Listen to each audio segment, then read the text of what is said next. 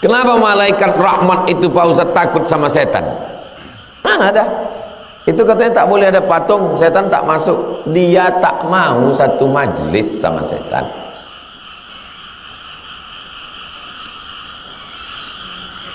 Dilarang membunuh katak. La taqtul ad-difda. Jangan bunuh katak. Kenapa? Naqiquhu tasbih. Karena bunyinya itu tasbih. Katak itu sedang bertasbih. Lain bunyinya puasa, itu cakap dia lah. Tasbih. Yang itu tasbih katak. Kalau kita subhanallah subhanallah 33 berhenti, dia tak berhenti bertasbih. Hadis sahih tentang tasbih katak. Assalamualaikum warahmatullahi wabarakatuh.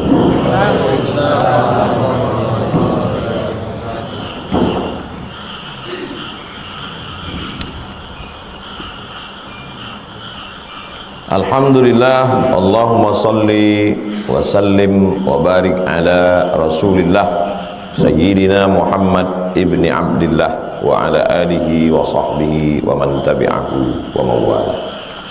Subhanaka la ilma lana illa ma 'allamtana innaka antal alimul hakim. Rabbi shrah li sadri wa yassir li amri wa hlul 'uqdatam min lisani yafqahu qawli. Qala al-musannifu rahimahullah, Imam Muhyiddin Abu Zakaria Yahya bin Syaraf An-Nawawi berkata, bihi wa ilaihi, dengan sanadnya, hadis 164 mengikut bab at-tasi yang ke-9. Riwayat yang pertama riwayat Imam Muslim, yang berikutnya wa fi riwayatin, dalam satu riwayat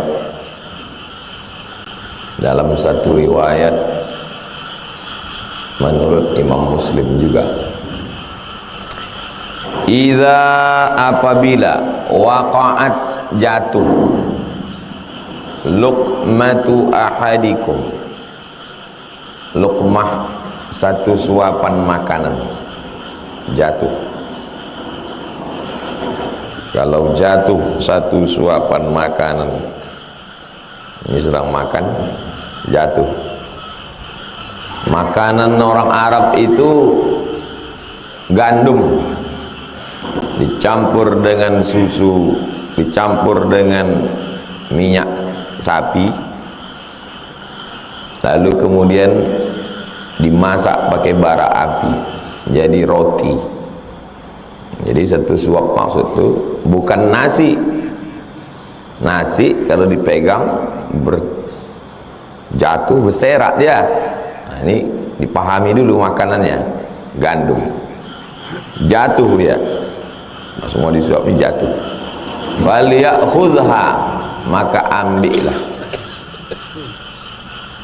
Falyumit, maka nabiha min ada, selama tidak ada. Ada selalu diartikan sesuatu yang mengganggu.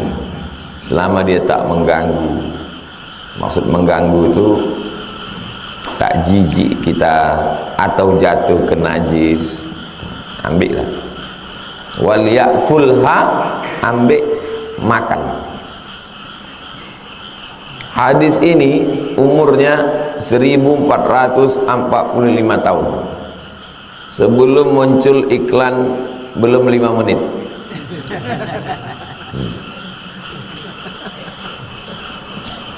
Lebih dulu hadis ini lagi. Kok dibiarkan, kenapa? Wala yada'ha lisyaitan, jangan biarkan makanan itu untuk setan.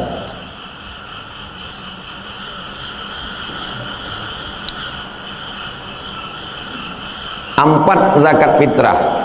Yang pertama gandum, yang kedua kurma, yang ketiga anggur kecil yang dikeringkan, zabib namanya. Yang keempat, susu kambing yang ditampung, ditalam, dijemur, mentega namanya. Itulah makanan pokok orang dulu. Keempat makanan pokok ini di tempat kita jadi cemilan. Roti cemilan, anggur cemilan, zabib cemilan,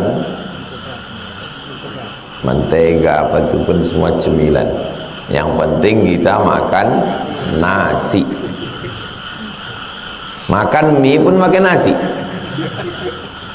Pokoknya kalau tak ada nasi tak bisa. Jadi rupanya perubahan zaman merubah tradisi termasuk makanan. Tapi kalau kita tengok sekarang kita ini kan makan nasi. Kira-kira 30 tahun lagi orang udah tak makan nasi. Karena di beberapa tempat saya tengok orang udah tak makan nasi. Pas acara makan ada ngambil sayur aja, ada ngambil ayam aja, ada ngambil buah aja. Pas tanya, "Bapak tak makan nasi?" Diet karbo, menjaga, takut gula, kolesterol. Dulu tak ada orang Makkah makan nasi. Tunjukkan saya mana hadis Nabi Muhammad makan nasi. Tak ada. Nasi itu baru datang belakangan. Jamaah haji datang dari Bukhara, dari India, dari Indonesia. Orang tuh naik kapal laut membawa beras. Sampai di Mekah dimasak orang tuh, dikasih ke orang Mekah, dicoba sama orang Arab, enak juga rupanya. Berubah, kalah. Orang Makkah pun sekarang makan nasi. Jadi memahami hadis ini,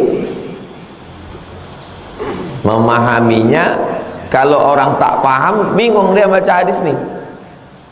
Makan nasi dicampur rendang, jatuh semana menyuap. Pahami dulu. Itulah perlunya belajar sosiologi, antropologi untuk memahami hadis. Wala yamsah yadahu, jangan menyapu, mengusap tangannya, bil mindil, dengan sapu tangan, dengan kain, dengan tisu, hatta yal'aqa asabi'ahu, sampai dia jilat jarinya. Sobek roti tadi, dicolek pakai kurma, pakai daging, makan.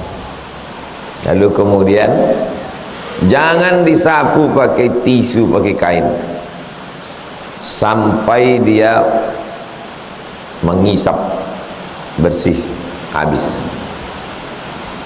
Fa innahu la yadri, karena dia tak tahu, fi ayyi ta'amihil barakah, dia tak tahu pada makanan yang mana yang ada barokah itu. Apakah pada rotinya, atau pada selenya, atau pada karinya, atau pada kuah yang menempel. Entah di mana barokah.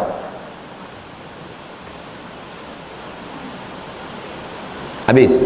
Wa fi riwayatin, riwayat lain, riwayat ketiga, laku, riwayat Muslim juga. Inna syaitana, sesungguhnya setan, yahduru, datang setan, ahadakum, datang setan, inda kulli syai'in, datang setan kepada kita dalam semua aktivitas kita. Waktu kita makan, setan datang. Waktu kita minum, setan datang. Waktu kita berhubungan, setan datang. Waktu kita pengajian pun setan datang. Ikut juga setan itu ngaji. Makanya kalau tak ngaji lebih parah dari setan. Setan aja datang, masa kita tak datang? Kulli syai'in min sya'nihi hatta yahdurahu inda ta'amihi, sampai setan itu datang waktu makan. Itu sedang makan, itu setan datang. Fa idza saqatat, apabila jatuh, min ahadikum, dari tangan kamu, al-luqmata, satu cuil, satu suap, luqmah, suap, falyumit maka nabiha min ada,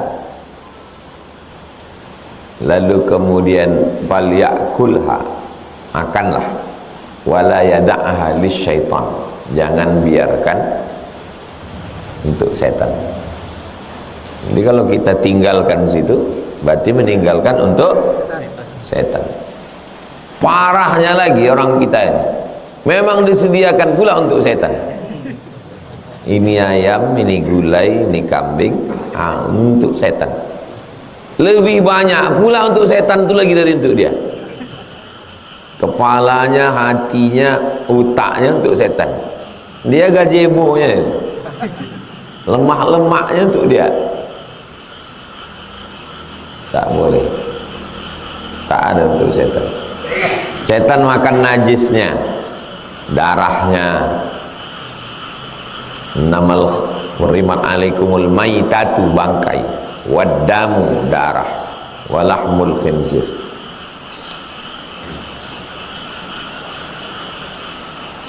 Jangan biarkan untuk setan. Setan ini dari mana Pak Ustadz? Dari jin. Jin yang baik-baik. Wa anna minnal muslimun, kami ini ada yang jin muslim. Jin muslim tak makan darah, karena darah najis. Jadi kalau gitu jin muslim itu tidak boleh istinja pakai tulang. Pergi ke musafir, sampai di tengah jalan dapat tulang, batu tak ada, kata Nabi jangan istinja pakai tulang. Kenapa? Ta'amu ikhwanikum, karena tulang itu makanan saudara kami, maksudnya makanan jin. Tulang dari onta yang disembelih, yang tak disembelih pun jin Islam tak mau makan.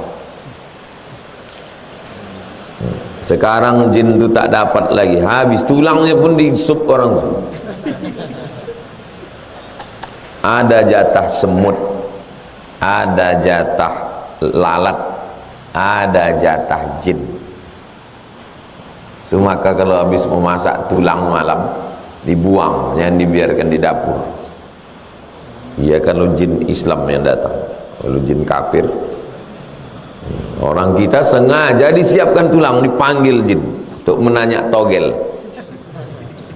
Kata setan, kami pun udah lama tak main togel gitu. Jadi setan ini datangnya dari jin. Ada yang jin Islam, wa minnal qasitun, ada yang jin kafir. Jin kafir itulah namanya setan. Orang barat menyebutnya satan. Makanya ayat-ayat setan terjemahnya satanic verse. Verse ayat. Satanic verse, ayat-ayat setan. Salman Rushdie, masih hidup orangnya. Ada Arab menyebutnya syaitan. Orang kita nyebutnya setan. Sampai ke Malaysia bagian atas hilang N-nya, karena orang itu bercakap seta, seta ya. Arak seta. Saya dulu banyak kawan-kawan itu kuliah, ngamuk dia kalau diejek orang Mesir. Arak seta, apa rupanya Arab setan. Syaitan bahasa Arab. Induk dari semuanya itu, induk setan itu, induk ongkangnya namanya iblis. Jadi yang tak mati-mati sampai hari kiamat itu iblis. Adapun setan yang kelas-kelas kopral mati, anak-anak buah, yang pion-pion, yang keroco-keroco. Manusia ini ada juga yang jadi setan, ada. Maka disebut syayatinul insi wal jin. Setan-setan dari kalangan manusia dan jin. Alladzi waswisu fi sudurin nas minal jinnati wan nas. Jadi kalau ada orang yang bilang setan kau, Cakapnya itu betul apa tak betul?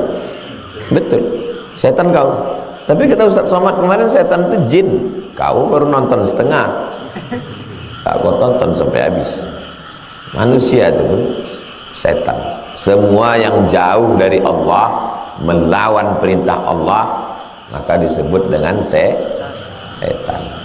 Kalau dia bertobat, kalau dia hijrah, kalau dia masuk Islam, memperbaiki dirinya, maka dia hanifan musliman, dia muslim. Setan itu sifat atau sosok? Sosok. Ada dia bentuk. Memang ada setan.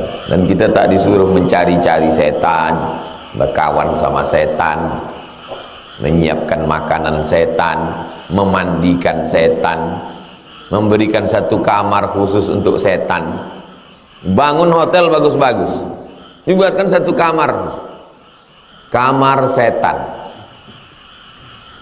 Anak yatim tidur tak pernah di hotel, setan pula disediakan. Nah, buatlah program semalam bersama yatim, undang anak-anak yatim, bawa tidur di hotel, ajar dia berenang, satu orang satu keluarga. Setan pula dimanjakan, makan bersama setan, tidur bersama setan, minum bersama setan. Tak baca doa, ikut setan.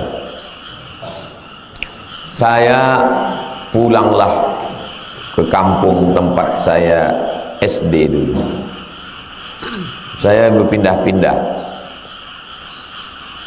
SD kelas 1 sampai kelas 3 pindah, kelas 3 sampai kelas 4 pindah, kelas 4 sampai kelas 6 pindah. Jadi pulang saya jumpa sama tetangga. Pas jumpa tuh ketawa lah tetangga saya. Saya heran kenapa dia ketawa. Kenapa bapak ketawa, saya bilang. Ingat saya Ustadz waktu kecil dulu, sama adik Ustadz berdua.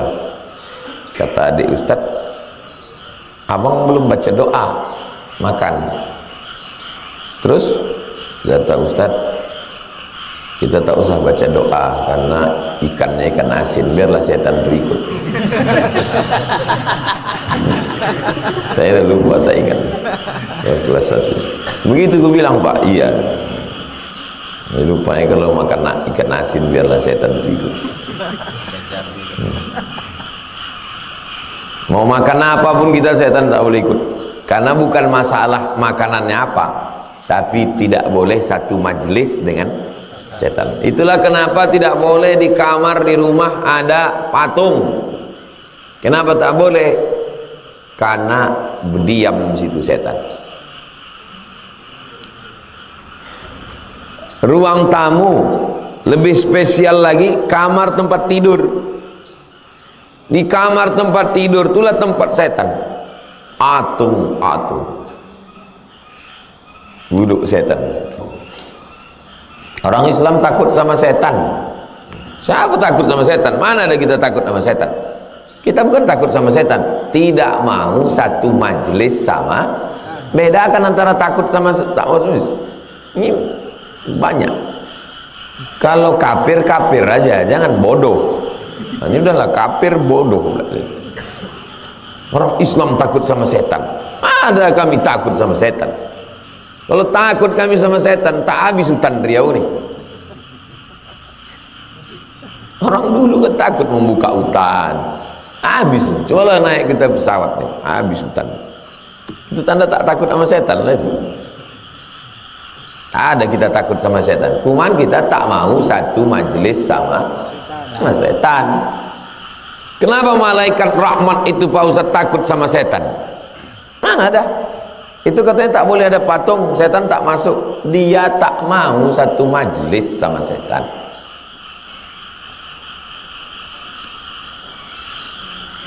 Dilarang membunuh kata. La taqtul ad-difda. Jangan bunuh kata. Kenapa? Naqiquhu tasbih. Karena bunyinya itu tasbih. Kata itu sedang bertasbih.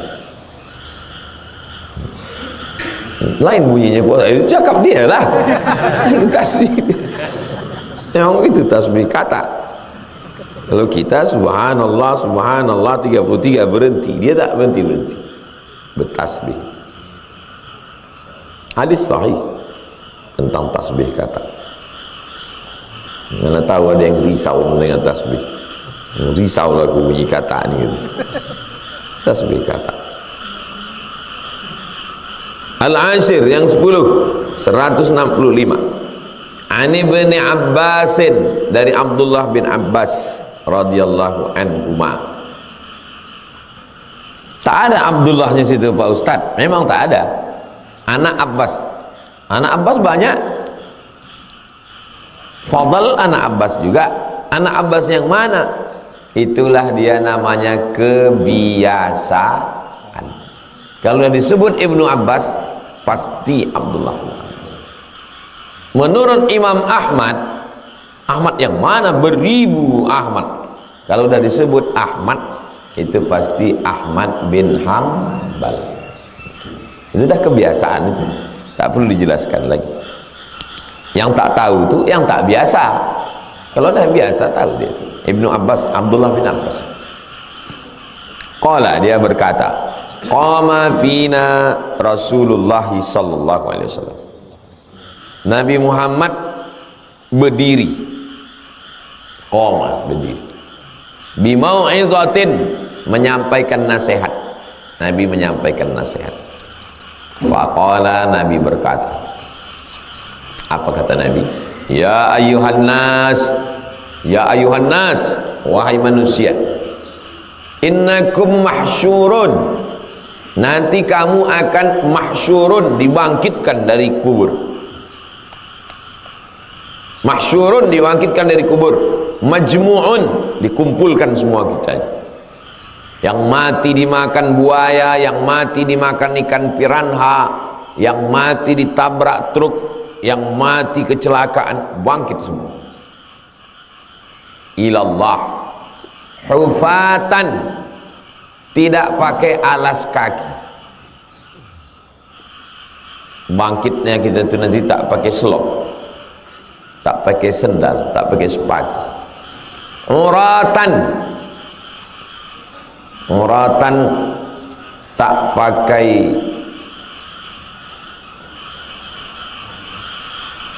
baju, tak pakai celana, tak pakai kain, telanjang bulat. Ghurlan, tak berkhitan. Bacakannya lah ayat, kama bada'na awwala khalqin nu'iduh, sebagaimana kami mulai dulu penciptaan kamu waktu pertama kali. Macam mana dulu lahir ke dunia ini? Tak berselop, tak berbaju, tak berkhitan. Ada satu riwayat menyebut Nabi Muhammad itu lahir sudah khitan. Satu riwayat. Tapi ini ceritanya kita lah. Lahir tak bersandal, tak berbaju, tak berkhitan. Wa'dan alaina, sudah janji kami, kata Allah, inna kunna fa'ilin, kami pasti akan melakukannya nanti. Bagaimana dulu kamu datang ke dunia ini telanjang, tak bersandal, tak berkhitan, nanti kamu pun bangkit juga begitu. Ala, ketahuilah, wa anna awwalal khalaiq, yang pertama kali dari semua makhluk ini, yuksa, yang dikasih baju, yang dikasih pakaian nanti hari kiamat, Ibrahim. Nabi Ibrahim yang pertama pakai baju. Ala wa innahu sayuja'u birijal. Ala, ketahuilah, innahu, sesungguhnya, sayuja'u, Nabi Ibrahim akan datang, didatangkan, birijalin, dengan beberapa orang, min ummati, dari umatku. Nabi Ibrahim datang bersama beberapa umat Nabi Muhammad SAW. Fayukhadhu bihim dhatas shimal, lalu kemudian sebagian mereka itu ditarik dari kelompok sebelah kiri. Yang sebelah kanan penghuni surga, yang sebelah kiri penghuni neraka. Fa'aqulu, lalu aku pun berkata, kata Nabi, ya Rabb, ya Allah, ashabi, itu sahabatku ya Allah. Kenapa mereka itu ditarik dari sebelah kiri masuk neraka? Itu sahabatku. Fayuqalu, lalu dikatakanlah kepada Nabi Muhammad, innaka, sesungguhnya engkau, la tadri, kau tak tahu, ma ahdatsu ba'daka, apa yang mereka lakukan sesudah engkau.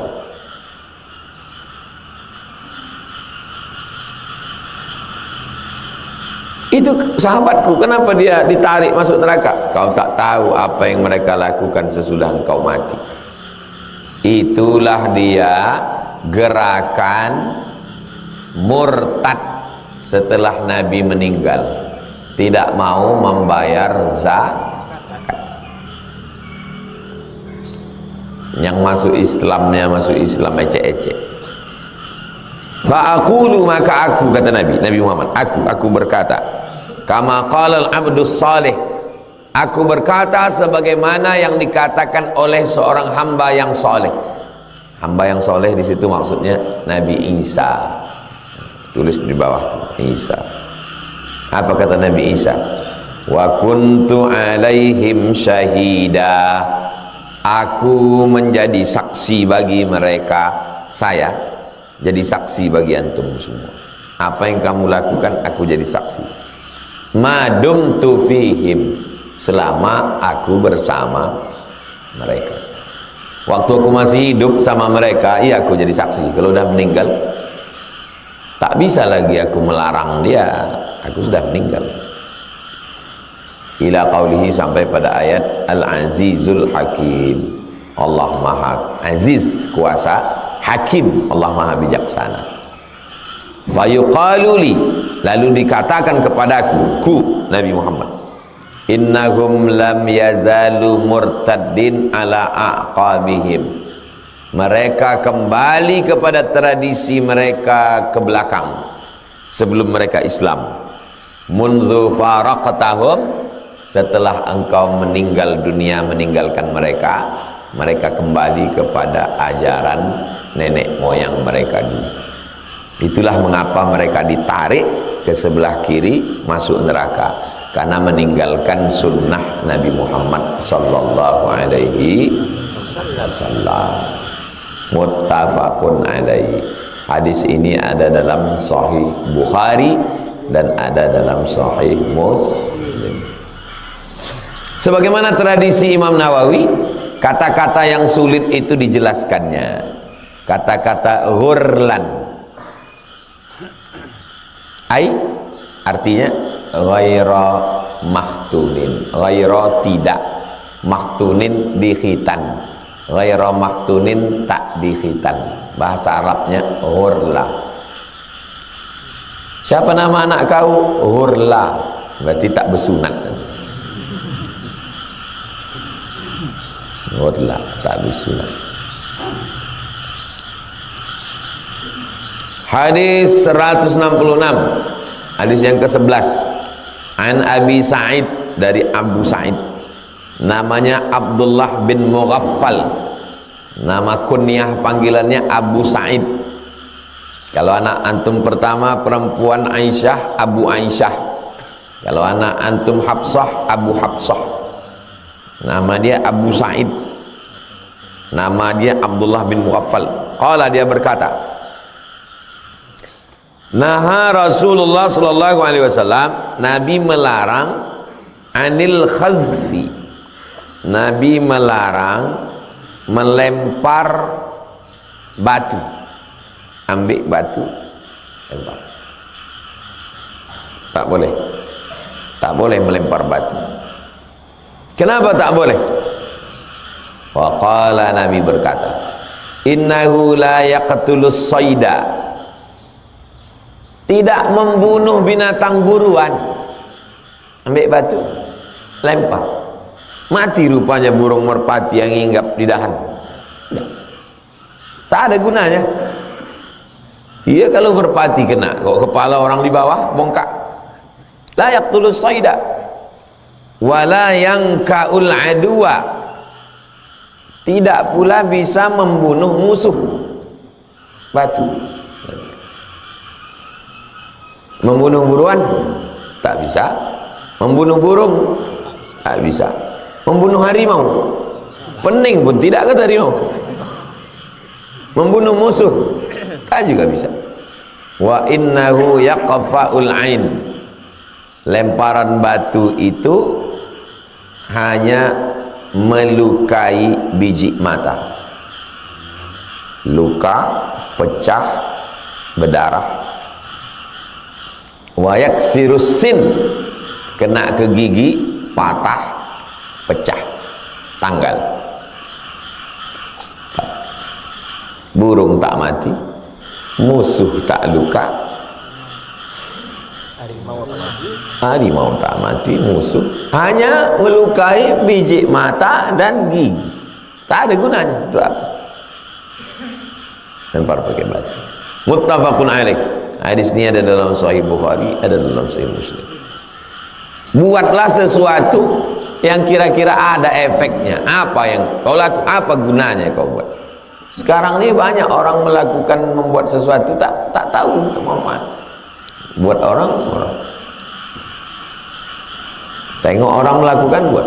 Pokoknya sekarang asal viral, buat. Apapun dibuat orang. Wa fi riwayatin, dalam riwayat lain, anna qariban libni Mughaffal, ada keluarga Ibnu Mughaffal ni khadab, melempar. Ibnu Mughaffal yang meriwayatkan hadis ini ada keluarganya, qaribnya, kerabat. Lempar pakai batu. Nahang, dilarang Nabi. Dia melarang. Fanahahu, dilarangnya. Wa qala, dibacakannya hadis. Inna Rasulullah SAW naha, Nabi anil khadfi, melarang khadab. Inna hadha tasidu saydan, tidak membunuh binatang. Siapa bilang Ustaz tak bisa dengan panah, dengan melempar batu?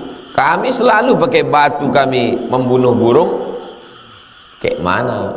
Pakai panah, itu bukan melempar. Melempar tuh gini. Kalau pakai ketapel itu lain.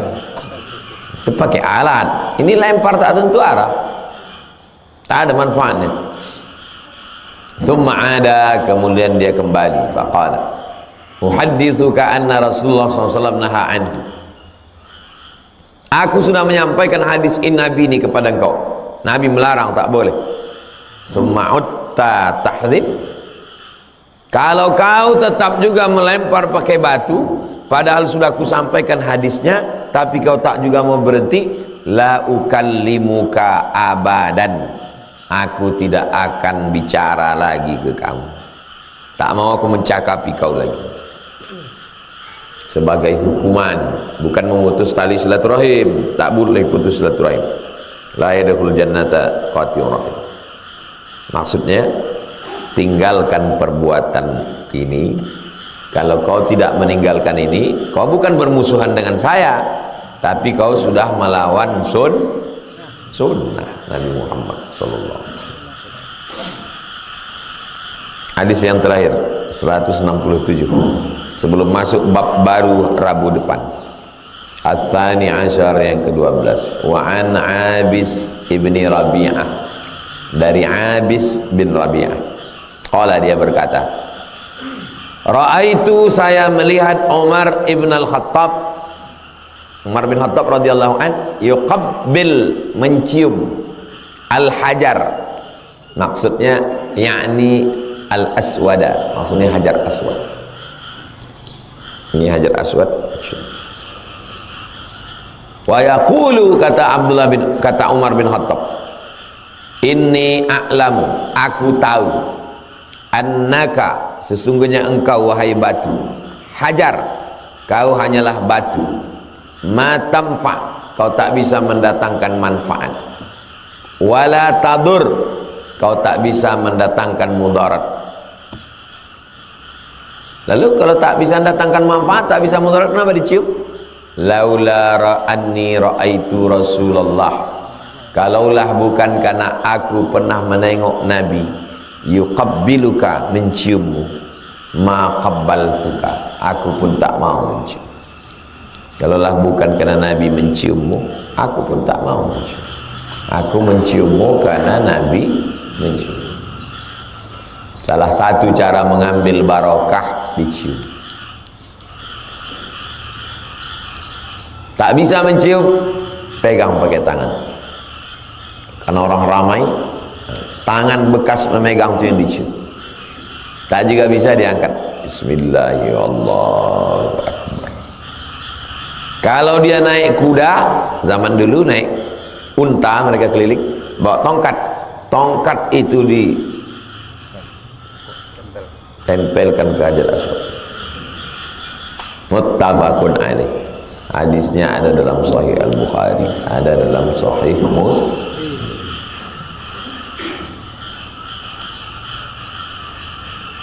Mengikuti sunnah Nabi tanpa berpikir ada tak ada manfaatnya, pokoknya kau cium. Kenapa kau cium? Karena Nabi melakukan. Ada kaum rasionalis, kalau tak ada manfaatnya menurut akal tak ikut. Pokoknya ada tak ada ikut. Kalau tak ada, bukan tak ada, kita tak tahu. Kalau tak ada sebetulnya bukan tak ada, kita belum ketemu.